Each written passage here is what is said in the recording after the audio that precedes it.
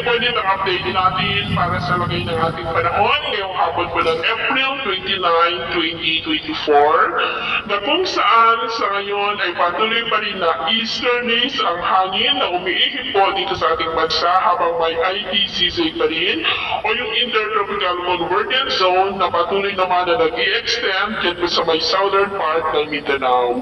At sa ating long range forecast, wala pa naman pong bagyo na namamataan na tatawid dito sa ating bansa for the next 7 to 10 days. Pero hindi pa rin inaalis ang posibilidad na may sama ng panahon na mabubuo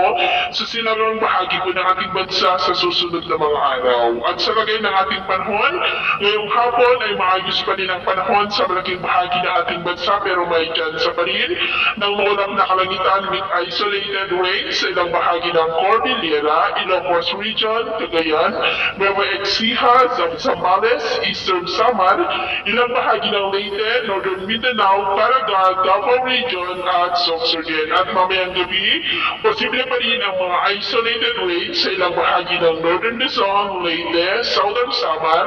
at sa malaking bahagi po ng Mindanao. Kasi naman po mga baybayin, wala naman po tayong nakataas na namang gale warning signals pero tayong mag-iingat lamang po kung babalaod tayo para mas makaiwas sa mga sakuna